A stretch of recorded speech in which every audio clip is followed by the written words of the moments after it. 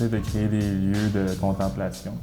J'essaie de positionner le visiteur dans un environnement où il va pouvoir prendre un moment pour observer la structure qui l'entoure, qui est somme toute assez simple en général, ce qui fait que ça ramène souvent, j'espère, mon objectif c'est que ça ramène le visiteur à ses propres préoccupations plutôt rapidement.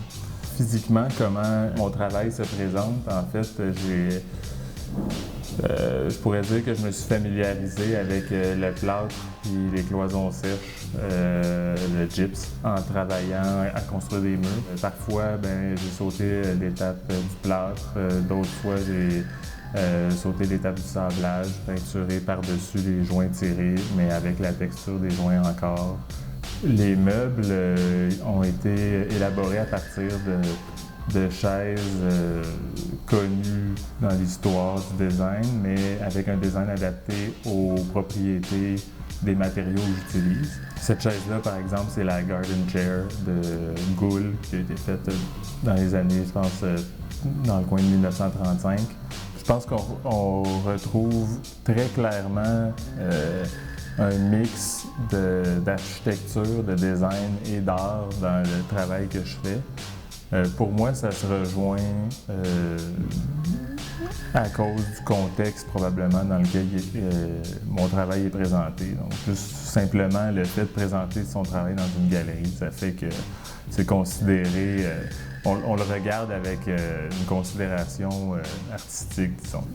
Je recherche pas la perfection, j'ai pas besoin de faire des objets parfaits. Ils peuvent être fonctionnels, mais comme tout est croche dans l'installation, ça paraît plus ou moins, ça paraît quand on le construit, ça paraît pas globalement, mais ça c'est un aspect qui est récurrent en construction. On fait souvent les choses un peu tout croche, mais à la fin, il faut que ça ait l'air droit. Est-ce qu'on tire les joints ou est-ce qu'on voit les vis?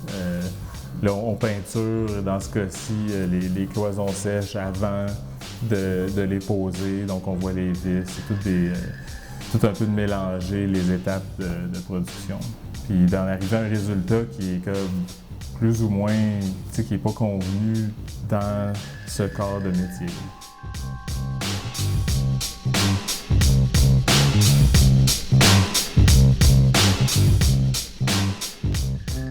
Quand on est dans les loges, en fait, ce qui est le plus fini, si on veut, le plus beau, ça serait, moi je dirais, les meubles dans les loges.